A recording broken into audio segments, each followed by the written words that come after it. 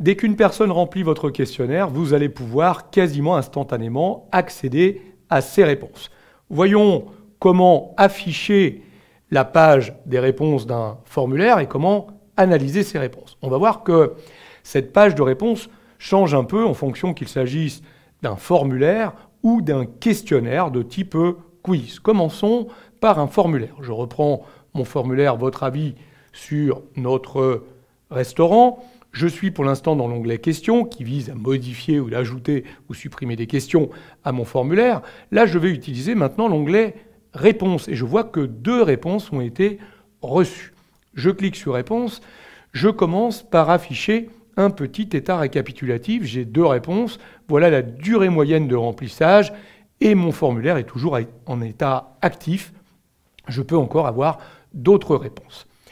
J'ai ensuite le détail question par question. Donc je vois par exemple pour cette première question, l'ensemble des individus, il y avait 2 personnes qui avaient répondu, ont répondu 2 à 3 fois par semaine. Vous voyez qu'à chaque fois, j'ai un petit graphique qui me représente le pourcentage des réponses. Ici, 100% ont répondu 2 à 3 fois par semaine.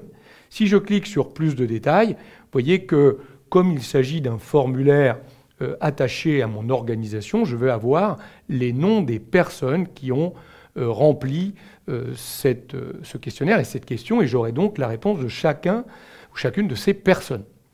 Bien sûr, s'il s'agissait d'un formulaire très large, diffusé très largement sur Internet, je n'aurais pas forcément les noms des personnes. Ils pourraient être considérés comme anonymes. Il faudrait simplement que j'ai prévu une petite question dans laquelle j'aurais demandé leur nom ou prénom et qu'ils aient rempli cette question. Alors je pourrais continuer comme ça. Là j'ai 2 réponses. Voilà les dernières réponses qui ont été données. C'est des réponses de type date. Là encore, 100% des réponses étaient ah non, pas de photos à transmettre, donc je n'ai pas de fichiers qui ont été envoyés. Là, j'ai des réponses un peu plus diverses, donc je vais retrouver le nombre de réponses qui ont été données, et ainsi de suite. Donc vous voyez que je peux petit à petit, comme ça, en me déplaçant vers le bas, regarder l'ensemble des questions et analyser les réponses de façon générale ou plus détaillée, personne par personne.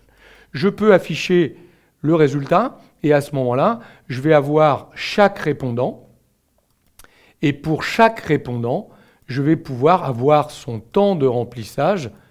Donc on voit évidemment que ce temps peut être plus ou moins important, et on va avoir du coup, question par question, l'ensemble des réponses qui ont été données par ce répondant.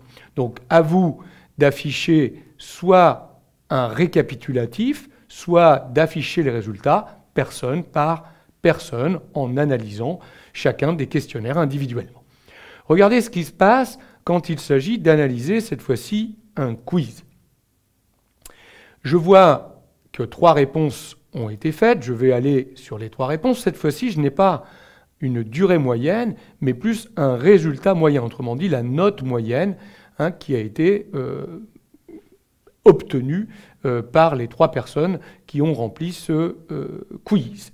Donc maintenant ici, j'ai les questions et les réponses qui ont été données. Donc par exemple, à cette première question, je demandais les noms, je vois quelle personne a répondu, donc Philippe, Noémie et Philippe ici. Je vais avoir la deuxième question plus intéressante, là je demandais juste des noms. Vous voyez qu'ici, je vois que 3 personnes, 100%, ont répondu Lovecraft.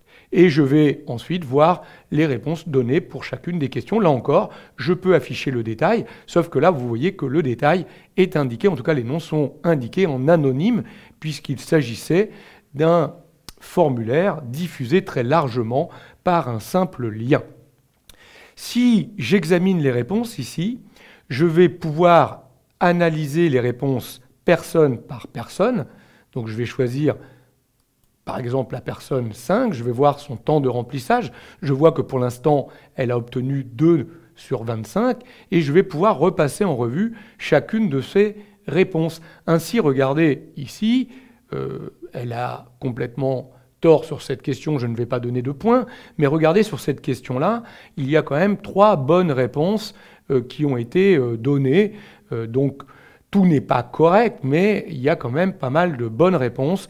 Je vais donc donner au moins 2 points sur 3. Donc vous voyez, après coup, je vais pouvoir rajouter un certain nombre de points.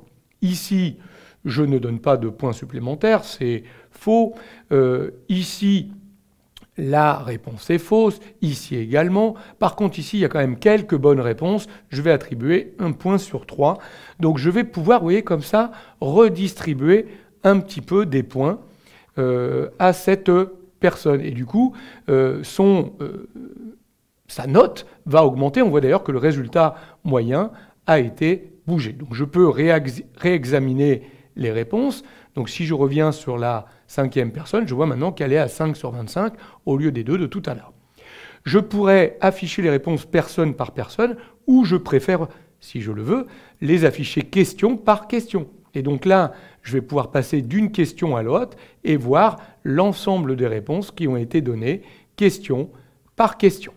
Donc vous voyez que suivant le type de questionnaire, formulaire ou quiz, vous allez pouvoir afficher les résultats de façon un peu différente. Mais très très vite, quasiment instantanément, vous allez pouvoir afficher et analyser de façon assez fine l'ensemble de résultats qui ont été obtenus à partir de ces questionnaires, ces enquêtes, ces sondages.